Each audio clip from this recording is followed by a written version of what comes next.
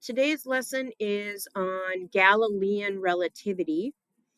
Um, we're referring to Galileo Galilei. Uh, we'll see what he was thinking back then.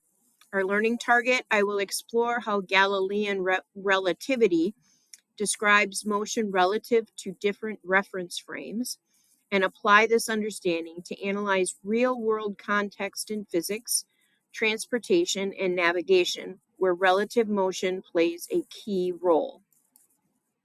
Okay, so Galileo realized that there are an infinite number of inertial frames, right? Remember, an inertial frame is a frame that's not accelerating, okay?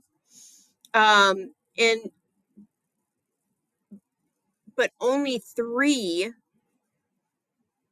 ways to move between them.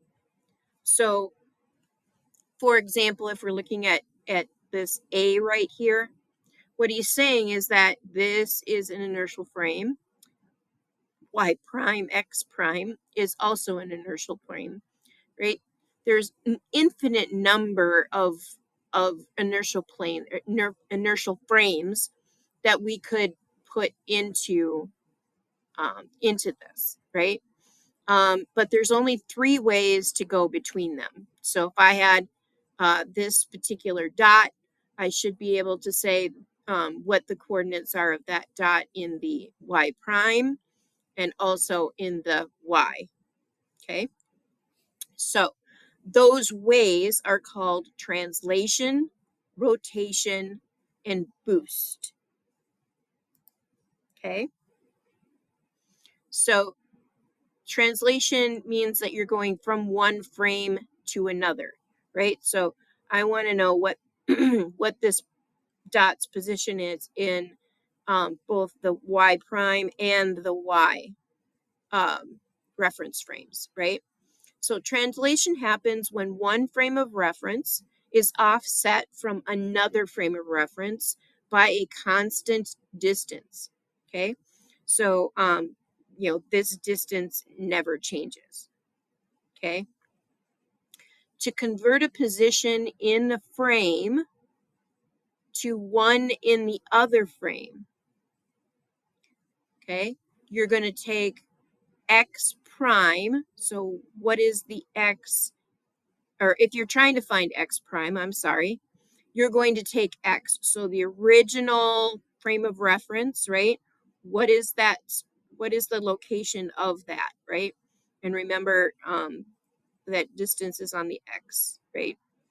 And then we're going to subtract this distance, okay? And then when you're looking at some of these transforms, you'll see like an arrow like you would in a chemistry formula. It just means that it's being transferred into, right? So x, the spot in x prime can be said that it's at the same as x minus the x of the motion of the frame, right? Or the distance between the 2 frames. Okay. The second one is rotation. Basically, with rotation, you're going to take one frame and you're going to offset it by a specific angle, right? And that's going to be a constant angle. And then that will form, your x prime, y prime. The nice thing is that we don't have to deal with this at all in the IB course. So just knowing it exists is all you really need to know. Okay. The third way is called a boost. And a boost happens when one frame, right? So you have your XY frame, moves relative to another frame. So this frame, right, is moving, well, actually, this one's standing still. This one is moving, right, from here to here with a specific velocity. Okay, it's got to be a constant velocity, otherwise it's not inertial, right? Can't be accelerating. To convert a position in frame XY to one in the other frame, X prime, Y prime, then what you do is to find the x prime, you're going to do the x from the original plane minus the velocity of the new frame times the amount of time. Okay, so the velocity of the frame times time.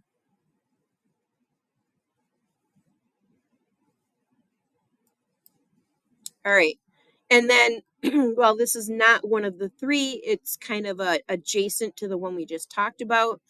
The velocities of an object in the two frames also transform as the velocity of the prime frame, that's this one, okay, is equal to the velocity of the original frame, right? Whatever the velocity of this was, so probably 0.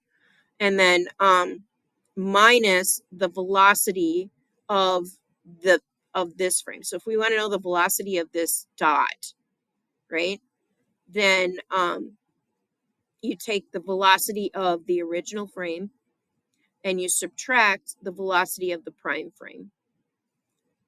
Okay. So this seems really confusing, but let's look at a question and see if we can't make this come out a little bit better. So we have a cyclist rides on a bicycle along a straight road in the direction of the positive axis. If the reference frame in the reference frame of the road. Okay, so the original reference frame is that of the road, so it's like an outside observer. The position of the cyclist at t equals 0 is x equals 0, and the position at t equals 50 is x equals 350 meters. Okay. A car moving at a constant velocity of 12 meters per second relative to the road overtakes the cyclist. Calculate relative to a reference frame in which the car is at rest. In other words, in the reference frame of the car. Okay. What is the displacement of the bicycle from t equals 0 to t equals 50? Okay, so we know that in our original reference frame, that of the road, we have that x is 350 meters and t is 50 seconds, and we know that the car, right, the car itself is moving, so the car's reference frame is moving at 12 meters per second. Okay, we want to know what is x prime. We want to know what distance do they move. Okay, so x prime is equal to x minus v times t, right? That was the second third transform. Okay, so then if we plug it in the numbers, we have x prime is equal to 350 minus 12 times 50, or negative 250 meters. Okay, so from the car's viewpoint, the person has traveled negative 250 meters, which means that they've moved away from the car 250 meters. Okay. We also want to know what the average velocity of the cyclist. Okay. Remember, we're still viewing it from the car. So it's moved negative 250 meters. So it's gone past them 250 meters. And now we want to know, according to the person in the car, how fast is the bicycle moving? Okay, so remember, average velocity is the displacement divided by time.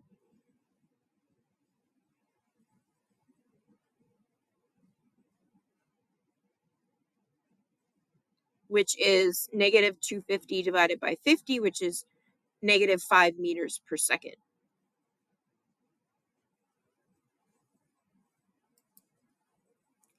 So to sum it up, there are three ways to move between reference frames. You have translation, which is x prime equals x minus the x of the frame, how far the frame itself is moved. Rotational, which like we just need to know what it is.